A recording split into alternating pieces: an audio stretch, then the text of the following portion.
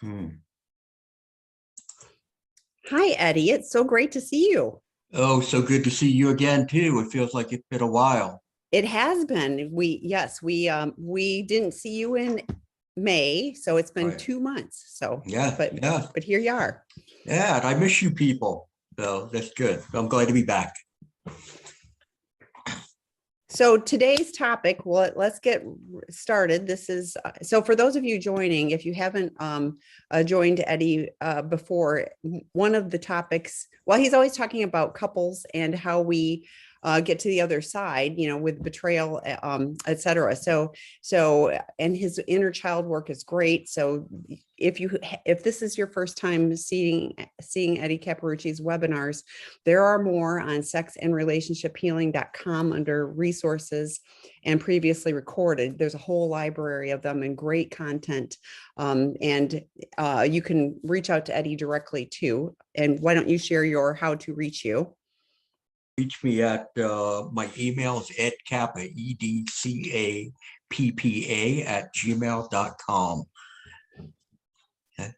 And so, I got to jump in. The reason I'm going to jump in, Tammy, because I believe I got a lot of stuff to talk about today. The last time we met back in April, somebody asked the question and said, you know what?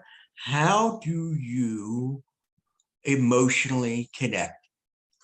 And I said, wow, you know what? We have to do a show on that. And that's what we're doing today. We're going to be talking about emotional connection, emotional bonding. There's only so much that you could do in an hour. And, I mean, I could sit here for a day and go through what this is all about, but I'm just going to give you some top line. But with that, I may be very limited in what I can do from questions. Okay, because there may not be a lot of time, but maybe if people put questions in the chat, is there any way for you to take those Actually and put them in see the them? Q&A and I will file Okay, them if we don't get to them today. So keep using the Q&A. I will okay. take I Q and will A. take note of them. But if we don't get to them, then that will be a great opportunity for next month. So Right, right. That's where so we'll start off with. So, yes, okay. So perfect. with that, I'm going to share my screen, I guess, right? Okay. Host disabled participant sharing screen. It says host disabled participant screen sharing.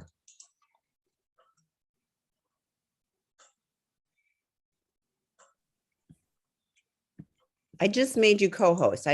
I didn't know that with panelists you couldn't. So now you should be able to. And Now I if that should be doesn't able. work, then Oh, I'll here we pull go. my. Yep, yep. No, no, no. We're good.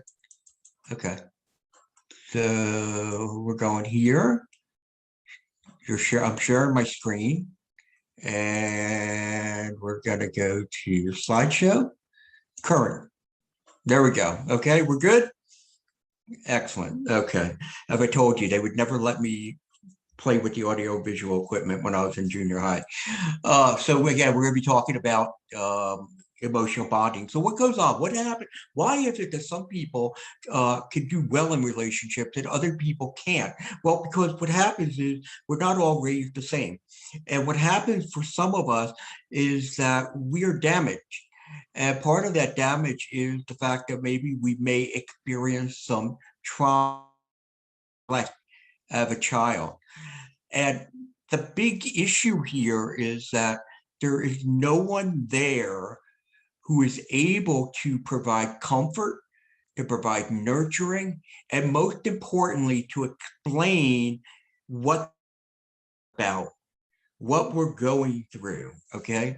So therefore, a kid needs to figure out, how do I obtain comfort?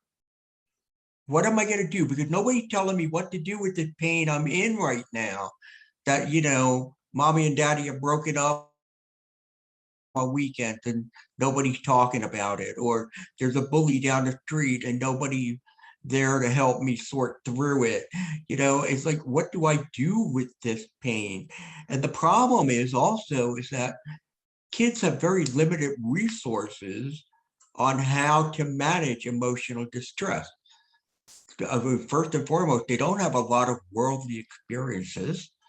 And two, they're more emotionally based in their thinking than they are from a cognitive standpoint.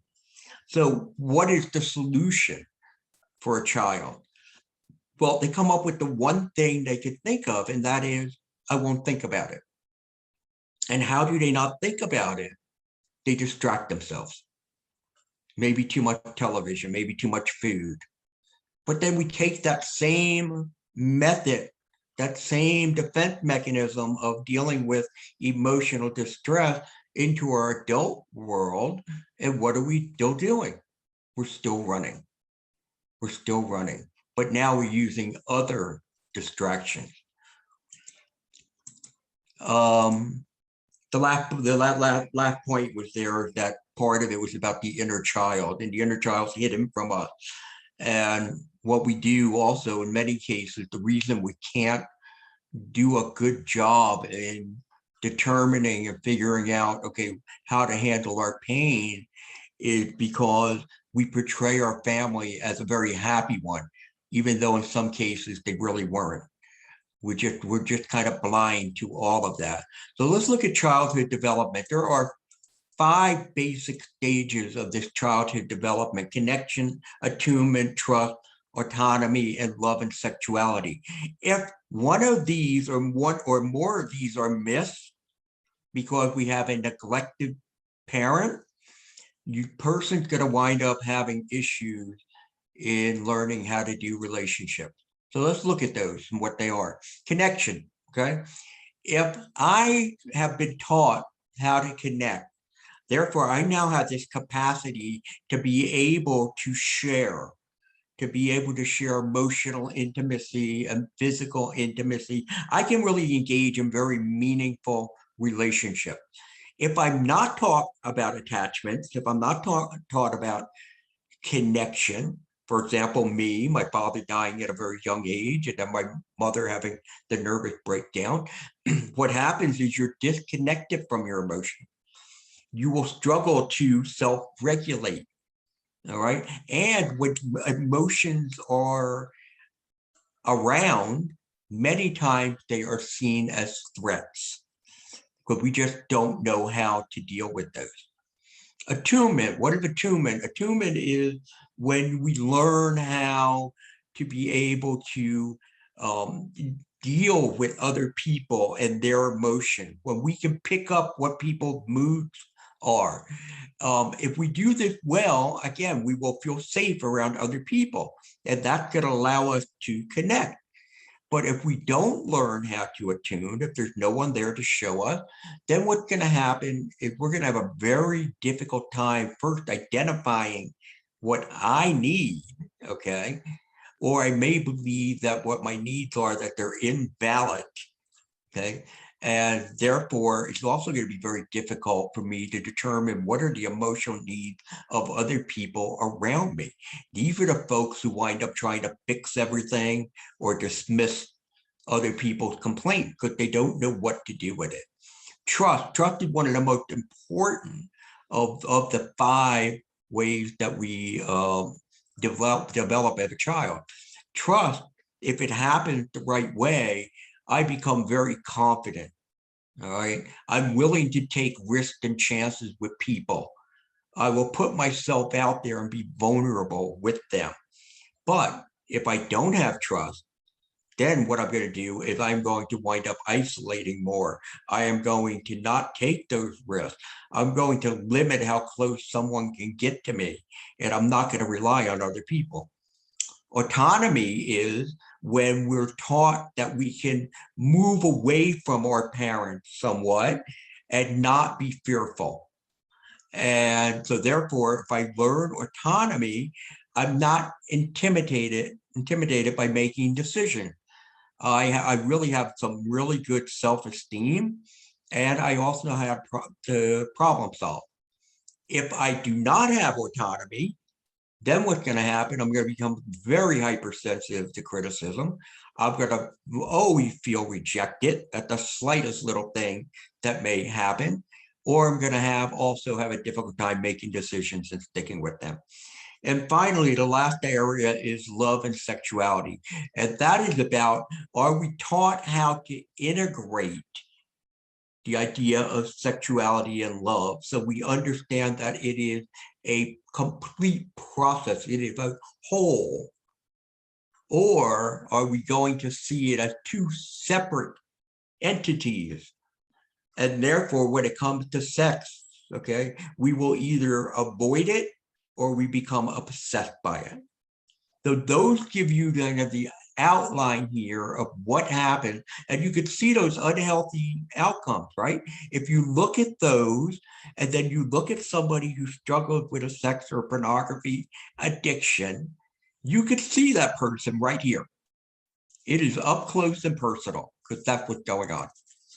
So what are the overall consequences that we're going to wind up seeing with, again, growing up in an environment where parents are neglectful? Now, let me just say this first.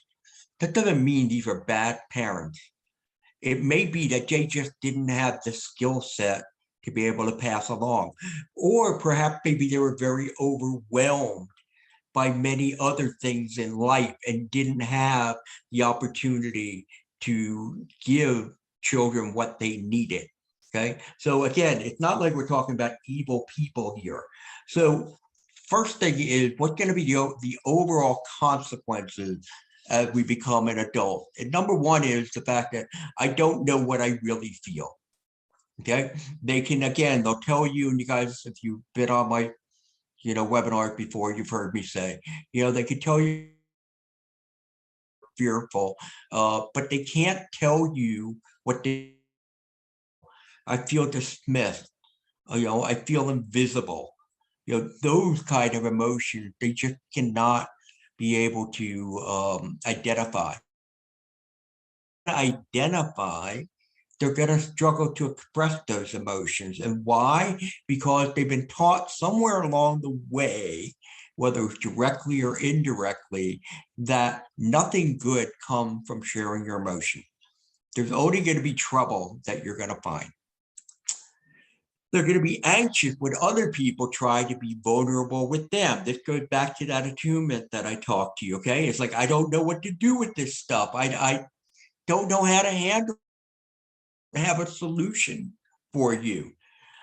So again, we go back to the idea of either minimize or, try to just fix it in some way.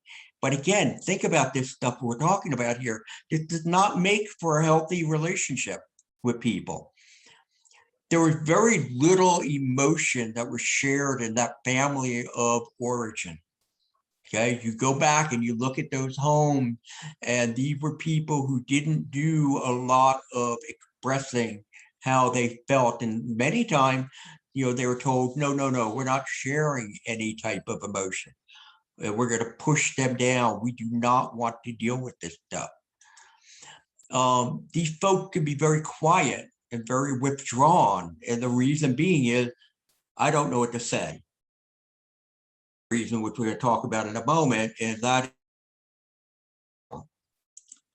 And so basically what it is they don't know how to do relationships. And what do I mean by do relationship is to be emotionally. They look at emotion, they look at relationships as like, we do stuff.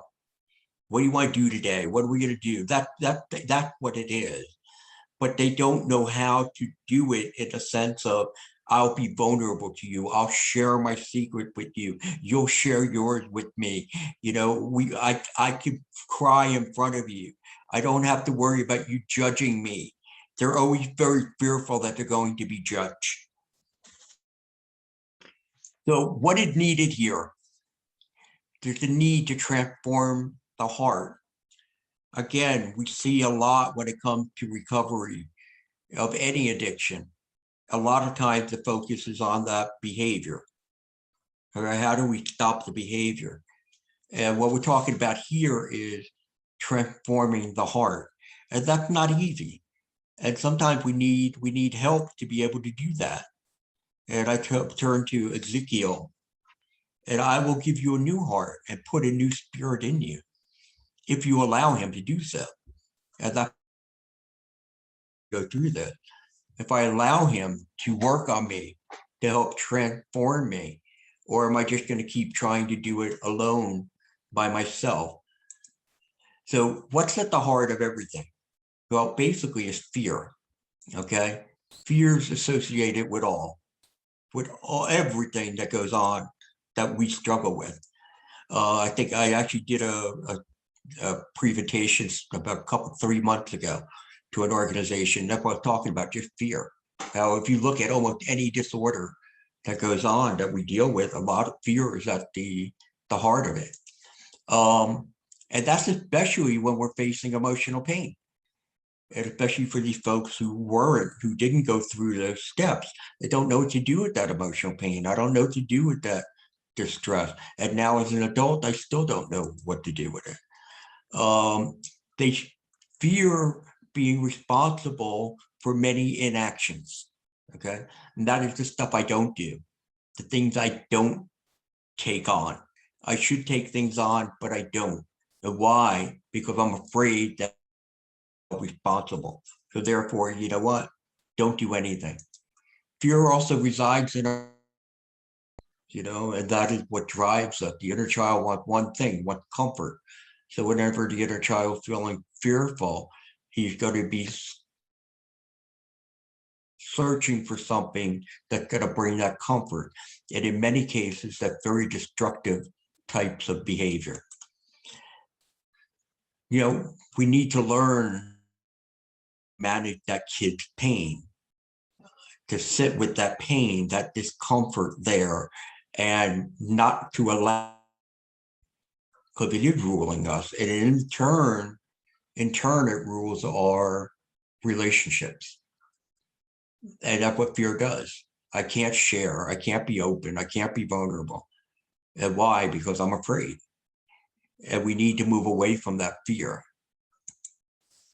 One of the problems that we have, though, is many people don't even realize the fear, don't even know it. They just think, oh, this is just the way I am. But when you really start to go in and you really start doing that self-reflection, and you start to look and you say, whoa, I can't believe, you know what? There are many things there's things I want to do, I don't do because I'm afraid. And then there's things that I'm doing, okay, that I don't want to do anymore.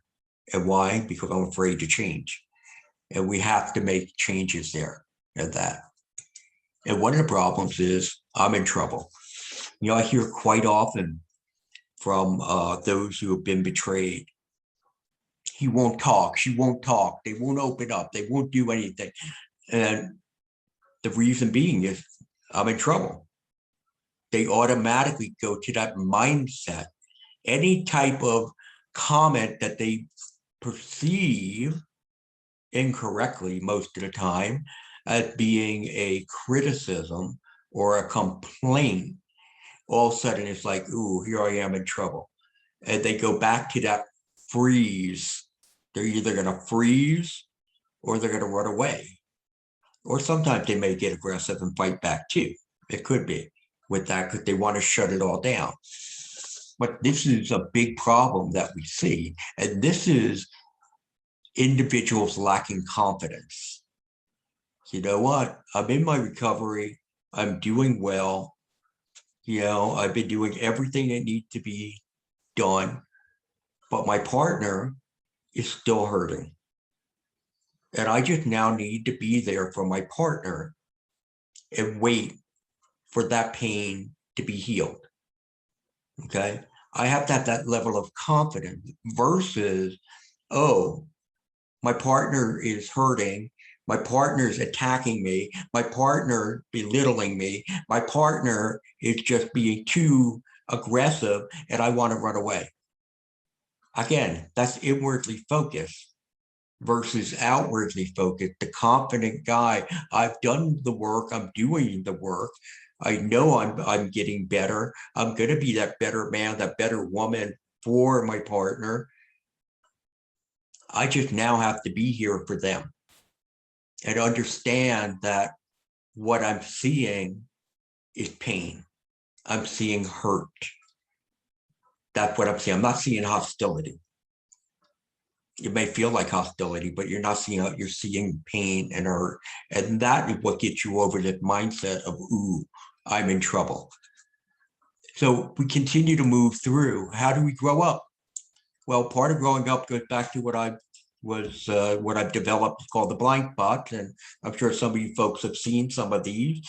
Again, these are those 14 areas where, with all of these are going to impact our relationship. And I'm not going to go through these right now because just for the sake of time, but just look at a couple of them. That inwardly focused person. If I'm inwardly focused, I'm not going to do a really great job in being able to make my partner feel, or in my case, my wife feel that, she is valued and she is loved. If I'm lacking mindfulness and I'm too much in my own head, I'm not thinking about what does she need from me, or how is she doing today, or what's going on in her life in general. If I lack curiosity, I don't probe enough to wind up to invest in her. And we need to invest in each other. It's not enough just to be, okay, we're here. How are you? Good. How are you? Good. How many couples are like that? I would venture to say a large majority. Because you know what happened? They stopped investing. And once you stop investing, you stop growing as a couple. And that's when we see more acting out of different behaviors. These points right here, which is going to be the subject of my next book, this is what we need to focus on to develop that level of maturity that we need to be able to engage and participate and cultivate healthy, authentic relationships. It can be done, but it takes effort. It takes patience, but most importantly, what it takes is a commitment. I need to commit that I'm not going to make my world all about me and what I have to do and all of that. I'm going to carve out a big section of it for those I love, to be able to commit to them the way they need me. Look at this verse here. When I was a child, I spoke of a child, I felt of a child, I thought of a child. And now that I've become a man, I put away childish things. We haven't put away our childish stuff. We are emotionally immature. We're emotionally immature. And we need to grow up. We need to finally say, you know what? I can't be that way any longer. I need to be able to start, leaning on God to help change that heart. And I need to start looking outward to see and understand that the needs and desires of everyone else is so much more important than mine. And when you do that and you reflect on that every day, several times a day, really think about, what are my obligations as a man or a woman to others? You can make change. We don't stop and do that. We don't stop and think about that stuff. We're just going. Tammy's heard me say before, head down, running through life. And we have to head up, and we have to be, what are my obligations? What are my responsibilities? I brought this person into my life to share my life with, to help us grow mentally, emotionally, and I've stopped investing. Maybe I've never even started investing. Wow. How fair is that to the person that you brought in? And it's time to say, enough is enough. I'm going to now start to invest. I'm going to realize that there's more to life than just what I need, which is usually our own comfort level. And part of the way of doing that is living in the fruit of the Spirit. Love, joy, peace, patience, kindness, generosity, faithfulness, gentleness, self-control. Could you imagine? I think about this every once in a while. Could you imagine if everyone lived with these virtues? If everyone demonstrated these virtues, well, I think it would be heaven. I think that's what it would be. But you look at these, there's many times we'll go out and we'll give this to the world, we'll give this to other people, but we come home and this stuff isn't anywhere to be found. What the hell is that about? It's because we became hard-hearted. Our hearts are hardened. We're too concerned and worried about what we feel, the perception that our spouse or partner has about us, that we are very defensive in nature. And what I'm telling you today is, in order to be emotionally connected, you got to drop those defenses. You got to drop those hands. We cannot have those hands up. We got to drop them. And yeah, you're vulnerable. Yeah, you're going to get whacked maybe. Yeah. But you know what? Ultimately, it's going to wind up bringing together a connection like you've never felt before. To treat your spouse with gentleness, always. Patience. I shouldn't talk about patience. It's really not one of my top virtues. But, patience. I mean, we need it. Self-control. I've done much better with self-control over the last 20 years. I don't need everything I want. I don't have to have everything I want and desire. It's not that important. Kindness. It's the love and joy. The joy will come from all of it. But you have to start somewhere, but you have to start within you, with you and how you're doing, and not look outward and say, you know what, if you would change this, and that, we'd be great. It doesn't work that way. Change within your heart, and hopefully you'll see your spouse, your partner will change in their heart also. But what is the spiritual maturity? What does it look like? Well, it's about focusing on those spiritual values, which I just gave you, not the worldly values. Worldly values, more along the lines of, what's more important to me? Okay, watch out for yourself.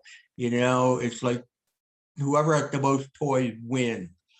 Those are worldly values, and we don't want to be there. We want to be selfish. Okay, it's not selfish, and just to give of ourselves, and that's part of it. Think more of others than yourself. I'm going to share a one line of scripture with you as soon as I get done with this slide. That I go to it quite often because it really fits into all of this. Consistency. Ooh, how many times I hear that word in therapy from the person who's been betrayed. There's no consistency. There's no consistency. So therefore, it's like, okay, great. Yeah, well, you know what? I did 3-4 weeks. I did really good. It's like, okay, so now what happens is, all right, when is the other wheel going to fall off the cart? We need consistency, and you get consistency again through self-reflection. Why do I go wrong? Why do I stop? Why do I not get this right? Goes back to that why question. Why do I think, feel, and do what I do? And constantly be asking ourselves that for everything that we do. And then be able to say, ooh, okay, now I know, I understand why I blow up like that. Well, you know what? There's other options. I don't have to blow up. I could do something different. And that's what we try to do. That's part of our growth. Surrender. I surrender. People wonder, what's surrender about? What do you mean surrender? I don't understand. Surrender. It's not about me. I'm going to put my faith, I'm going to put my trust in him, and let him see me through with my life. What did he see as the best way for me to be living versus me trying to figure it out myself? And then there's that humility, that humbleness. So many people are lacking it. especially in this age of selfies and all that stuff. I mean, there's no, I know about selfies are fine, but humility, we need it. Because ultimately, to me, though I am the very least of all the saints, this grace was given to preach to the Gentiles the unsearchable riches of Christ. To me, I am the very least of all the saints, the least of the less of God people. That is what I have been shooting for 20 years. I don't always get that. I don't always get it right. You know, I've told you folks, pride is my #1 sin now. But you know what? It's what I keep shooting for. Because the more I can go there, the more I could be humble and understand it's not really about me, the better I can do relationships, especially with my wife and my kids. So what's the solutions to being able to, again, emotionally connect more? I've shown you a lot of the problems and what's there. One is about spiritual maturity. It's time to grow up. The other is we need to listen more intently. And what do I mean by that? I mean, it's like put down the phone and listen. It's like, you know what? Don't be wandering around, looking around. Look at somebody in the eye. Listen, pick up words, just a word that you may pick up and be able to say, why did you use that word there? You know, or wow, you know what? It sounds when you're talking about this, sounds like you seem more intense right now. Try to pick up the mood, the body language. In order to do that, you have to be curious. You have to really care. You have to care. And that means you have to ask questions. My guys, the guys I work with, you know, it's like every week I'll hear at least from about a dozen of them say, oh, I tried to be curious about this. I tried to be curious about it. And it's really good to see them. They're working at it. You know, when I first brought up curiosity to them, they're like, what? They're getting it and how important that is. Practice vulnerability. Let the guard down. Put something out there and see how well received it is with that. You know, but then you got to break down your defense mechanisms, okay? And you know what is that is. Talking to somebody, they're telling me that he has a really good skill of being able to read people, okay? But he doesn't use that to be able to engage with people. He uses it to confirm to himself that those people are not safe and moves away from them, okay? That's his defense mechanism. Okay, I've read him and he thinks I'm reading it with the idea in mind that I'm going to be able to engage, but he doesn't engage because he'll find something in everybody that he thinks is unsafe. You know, the idea of projecting upon others and tell you know what you tell yourself about you. So therefore, you know, she's not gonna, you know, want to talk to me because, you know, she's gonna think I'm stupid. That's just you projecting on someone. That's a defense mechanism. You know, oh, no, my wife's not gonna be interested in doing that tonight because I know she's really, you know, annoyed with me or blah, blah. We have to go and we have to ask. We have to take a chance on all of that. And then it's about being transparent, being open and honest about everything. And that goes back to the fear. We don't want to be transparent because we're afraid we're going to get in trouble. We don't want to break down our defense mechanism because we're afraid if we give them up, that we're going to wind up being vulnerable. We don't want to be vulnerable because we're afraid we're going to get hurt. We don't want to be curious because we're afraid we're going to ask the wrong question. We don't want to listen more intently because then we feel like we're going to say the wrong thing. You starting to get the picture here? Fear. But the last part of the solution is you have to go down deeper to determine what do you really feel. And stop playing with the, what they call them primary emotion, but drill down. Feel, what do I really truly feel right now? Okay. I feel sad, but maybe because I'm burdened. Okay. I feel depressed, but maybe I'm feeling guilty. I feel alone, but maybe what I really feel is I feel unloved. I feel hurt, but maybe what I really feel is disrespected. You got to be able to drill down to figure out what that is. See, now we are emotionally engaging instead of I'm hurt, I'm angry, and I'm not talking to you, and blah, blah, blah, blah. Instead, you know what? I felt disrespected when you did that. Oh, disrespect. I wasn't mean to disrespect you. That's not what it was supposed to be. That's not the way they should reply, by the way, but that's the way they probably would. All right, well, that's what I feel. And therefore, we have to be able to figure out what it is you really feel. As I tell people, stop talking about the stuff and talk about the way you feel about the stuff. So, what else can we do? Develop impulse control. As I said before, it's not like you have to have everything you want, especially have it at that moment. You need to be able to slow everything down, take a breath. No, I feel like running, you're going to do that, but let me think about it. Let me take 5 minutes. And usually if you do that, you do the 5 minute rule, most of the time you wind up not going and doing what you wanted, what that impulse was. Deal with emotional distress in healthy ways, okay, versus the unhealthy way we've been dealing with it.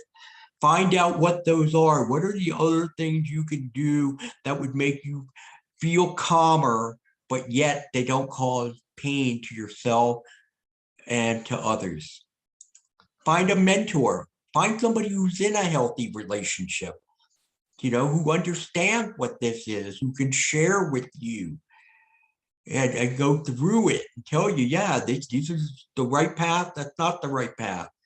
I mean, learn. It's all about learning.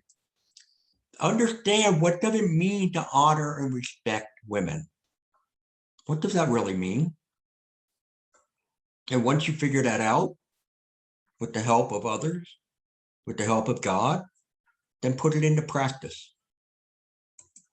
And again, as I said before, be transparent and to face your fears. The solution is practice, practice, practice. We need to be doing this stuff before we get caught in the midst of a situation. Constantly have to be putting it out there, thinking through, how am I going to handle that situation? How would I handle this one? That, so that all right, what's going to happen if I become vulnerable? What's the response I may get? All right, I may get this response, I may get that one. All right, let me be ready to handle all of those. But again, to do it in a way that I'm dealing with the fruit of the spirit, with all of that. And also to understand imperfect progress. We're never going to get it right all the time. It's just not going to happen. And with that, that's a wrap, Tammy. So much good content. And we've had a few questions, and I'll ask them too. But I was thinking, oh shoot, I forgot which one now. But it was the being defensive. That's what it was, because I hear all the time from partners. And one of the questions kind of was like this too. He blames me. He's deflecting. And so instead of taking responsibility, which you talked about earlier, taking responsibility for our actions, being willing to step into the space, it's, I'm going to push back. You should get over this. I've stopped the behavior. What do you expect from me? But often too, just the shutting down, like the stonewalling, like I refuse to talk to you about any of this, so you can't be vulnerable. You can't create connection. I really love that you said, I've invited you to be in a relationship with me when you've, and I thought that's really true. If you've gotten into a partnership with somebody, you have invited them on some level into your space. So always pushing them away, you aren't really attached to them. there, addiction, you talked about head down, keep going and all that. And addiction, we are so narrowly focused. Kristen Snowden's webinar last week, she was doing this, and I was like, that's exactly what it is. In addiction, our world is really small. And yes, we can sort of keep ourselves safe, but we miss out on we miss out, like we're hurting everyone, but we're hurting ourselves the most by not participating. So the fear, like you talked about, the fear of stepping in, the fear of making a mistake, the fear of, whatever, the rejection, all of that type of thing. And if we're able to voice that it's fear, and what's the worst thing that could happen, well, Eddie could not like me, okay, okay, I will survive that, and, people liking me or whatever for whatever I'm presenting, not even the real me. I know a lot of us hold the real us away, because if you really knew me, you wouldn't like me, that whole thing. But we also miss those really important, connection points. So, I mean, I appreciate that you shared, the 20-year journey. I mean, it's a journey. And unfortunately, people think that if they stop the behavior, then it's all going to be fine.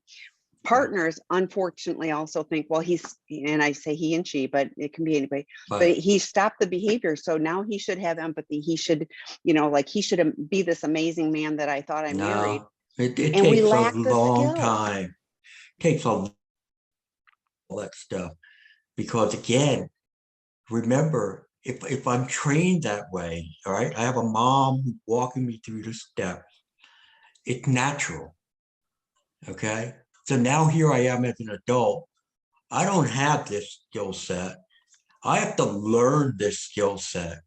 It is never natural. It just isn't natural. But if I'm mindful and I see the benefit that it brings to people around me and the benefit it brings to me, I use it. I use it because it works. And it's the way life's supposed to be. But is it natural? No, it's not natural. I'm sorry. No, I don't have natural empathy. Okay. Or I have patience. empathy. Yeah, or patience, right. I have empathy, but my empathy is not natural. I've got to push it there in that way. So again, does that make me an awful person? No, it makes me a broken person. Yeah, but vulnerable and willing to step into it. I mean, like that's what I hear is like, I don't do this naturally. I'm going to have to learn, and I'm not going to do it perfectly, but I'm going to be willing to try. And in my imperfection, I'm going to learn and I'm going to do it better, but I'm still not going to do it perfectly. Well, but see, that's what you can see behind me. Okay. That's part of my learning. And that's what I did. I invested in me to understand, who are you? Who is this mess? And how can we take it and make it something that, again, is going to bring value to many people instead of just bringing value to yourself? And that's what it takes. And it doesn't take, you don't have to do all of this. Okay. But it still takes that self-reflection on a regular basis to start pulling away all those scales so that you can be free. So should we dive into questions? Yes. So somebody asked if you could put the solution slide up again. And you can also email me, Tammy, TAMI at seekingintegrity.com, and I'll send them to you. And they're going to be posted with the video. So, but if you want to share your screen on that particular one, if you can. Yeah, but the next question, and no, like we've got a workaround. So, okay, there's right here. Several, there's several solutions. This is one. Okay. Yeah. Oh, sorry, there's one more. Okay, that's the solution one. And then here's the other one. Said they're going to be posted, so you guys are going to be able to see these again. Okay. And remember, the other part of the solution is that spiritual maturity. So that's there too. Okay. So hopefully that helps. Yes. So the next question, hi, Eddie, can you give some good examples of how I can be consistent and demonstrate this? Yeah, how can you good examples of how you can? It is, do you, when your partner spouse walks into a room, comes home, you get up to greet them? You get up and greet them, walk over, give them a kiss. How are you doing today?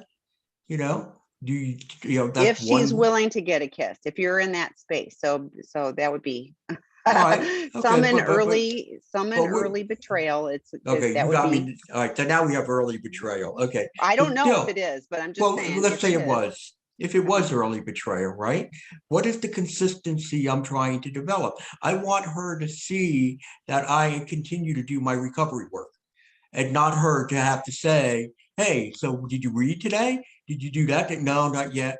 But that I'm doing it. I'm sharing with her what I am learning if she's willing to hear what I have to say, of course. But I'm doing those kind of things. I'm doing everything I need to make her feel safe. I am going above and beyond to making her feel safe. Hey, I'm going to head out to the store. I'm going there. I should be 15 minutes. You want to come with me? I mean, it's those kind of things that give that kind of consistency. And tell the truth about all things. In Oh, our please. treatment Yeah. center, we say tell the truth and tell it faster. Our clinical director uses that because addicts are notorious for lying about everything, like Right. stuff that we don't need to lie about. So being consistent, taking, like, instead of just reacting and saying the first thing, which is, like, take a second and go, is that the truth? Is that going to be help? I mean, so it's one of those, being mindful, just taking that, like in recovery, we say the second thing. The first response is often not the right one. So is the second one, is the second one better? Is the second one the truth? So just being mindful of, what you're doing. But I love greeting somebody at the door, and But how was your day? I love what Sharon said. Sharon just said, my husband does things like get up and give me a kiss when I'm leaving the house, but he doesn't go beyond that. Okay, just like I Yeah, said, Sharon, that was one example. As I yeah, said, we got to go above and beyond. We have to go above and beyond. yeah, That's what's needed. yeah. Because you have And to demonstrate, to the person, you know what?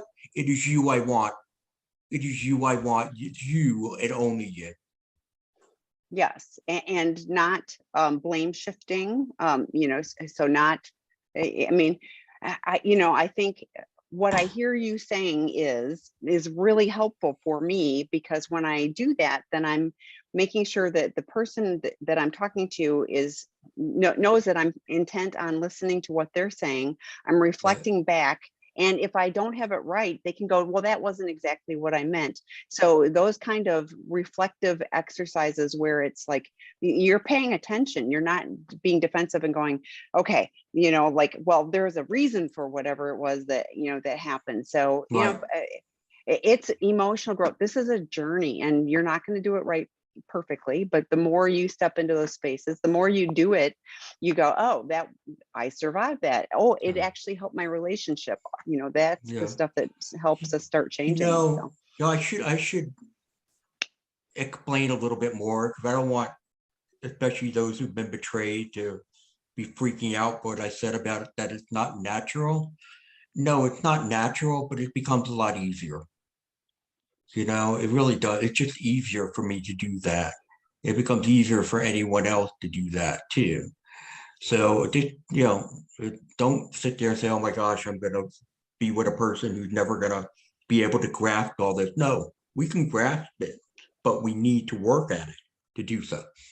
it's the learning journey. It's like you're talking about with the books. It's not just about reading a book. It's about reading the book, doing what it says, testing it, and going, okay, I can do Right. this a little better and differently.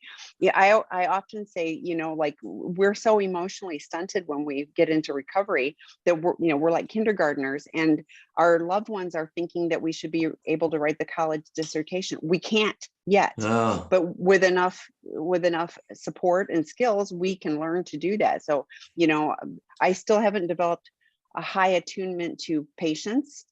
but my patience level is way better than it used to be. I Mm, have lots of room for growth. That is going to be right. one area that I struggle with forever, but it's way better if I just go, I'm not patient. Well, I'm way better than I was. I'm on a journey. I can learn to do Hmm. better.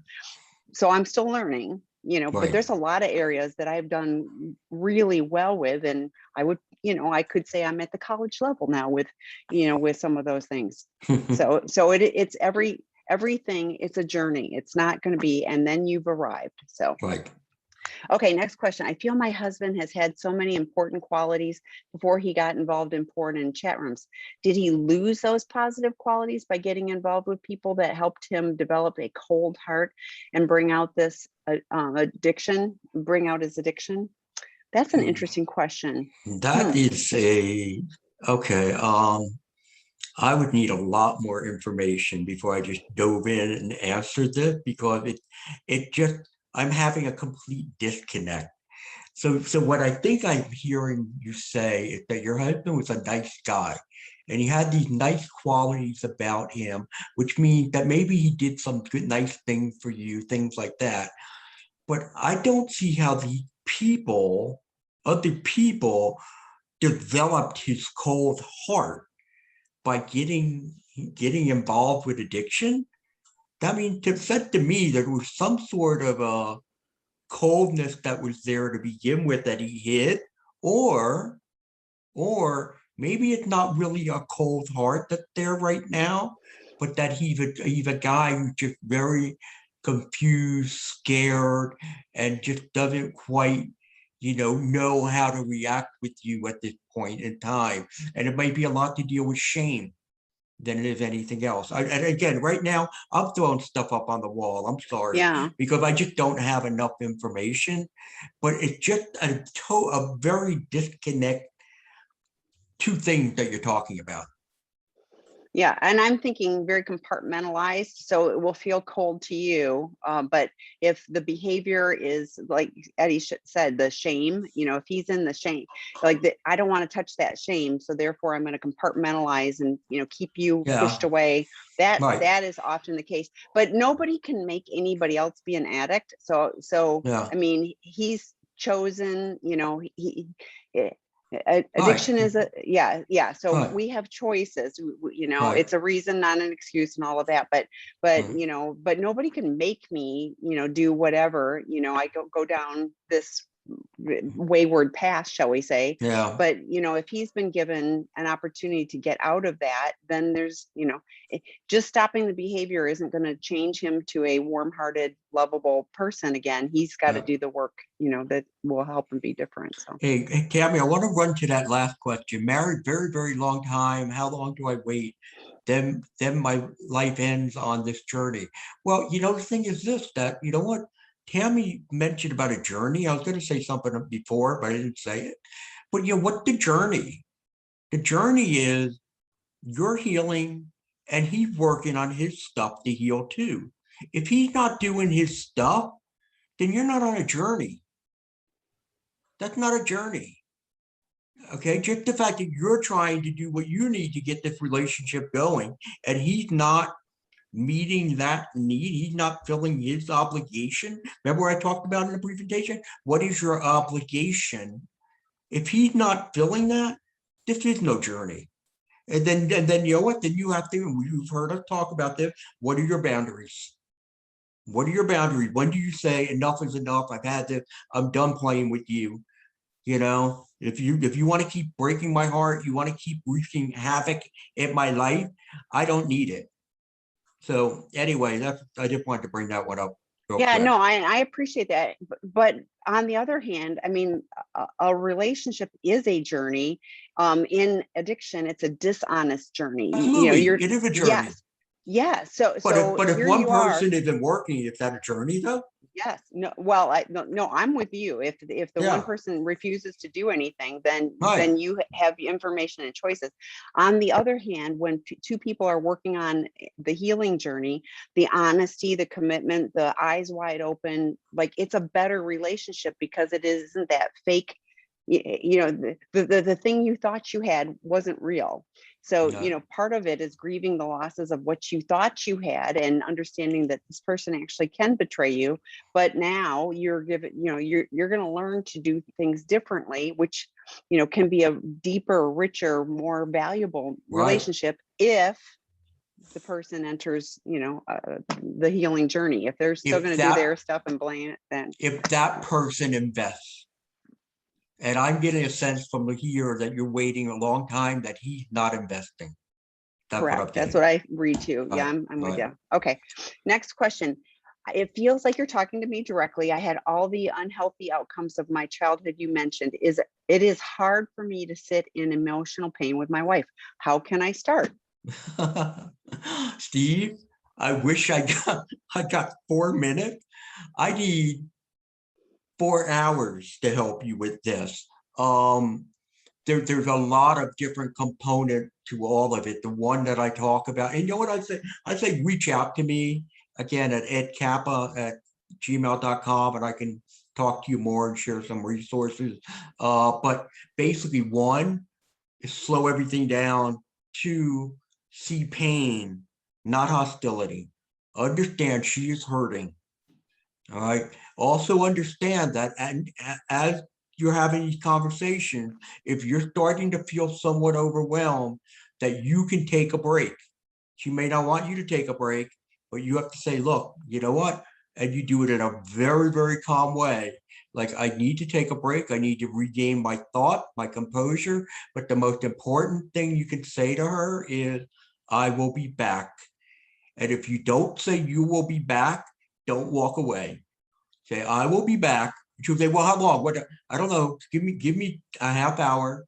And then when you go away, don't go away and start playing a video game or watching something else. No, sit and think about what is it that she's trying to communicate that I'm having such a difficult time with right now.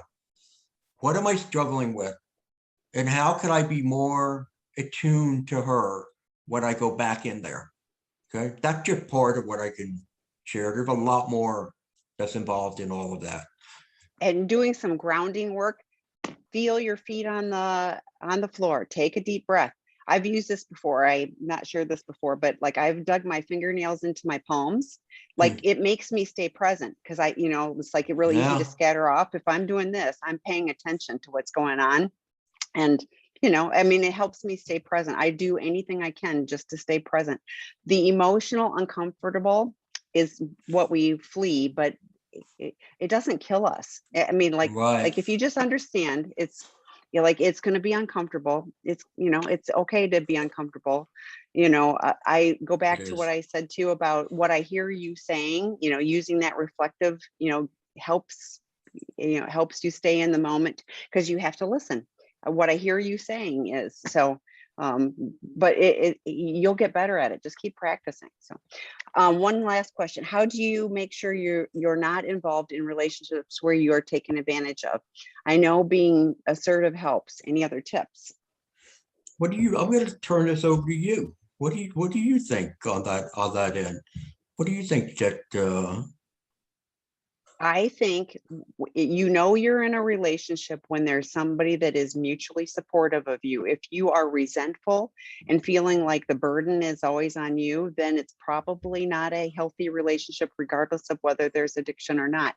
But if you go, gosh, this person really cares about me, they are involved with me, it isn't feeling one-sided, then yes, being assertive, but I think it's also understanding what are your boundaries with, what is meaningful for you, making sure that you've chosen somebody that is in the relationship for the relationship, not just for their selfish purposes. So right. And I think also you got to ask yourself, why am I still here then? Why do I still yes, hang on? Why do I hang on? And maybe you need to go talk to somebody about that. Maybe whether it's a very close friend that you could rely on or to a professional, and just to get a sense of why can't I shake this? Because no one should ever be in an abusive relationship.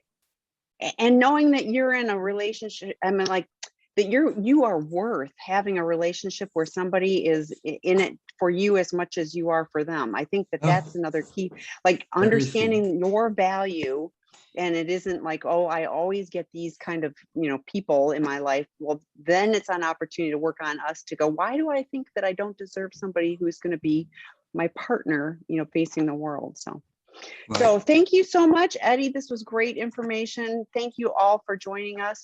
Again, reach out to Eddie or to me if you have any questions. This video will be posted on sexandrelationshiphealing.com under resources, and then the previously recorded tab. So you can follow along, and the slides will be posted as well. So Right. I will see you next month. Yes, I'll be back next month. All right. Bye-bye, everybody. Goodbye, everyone.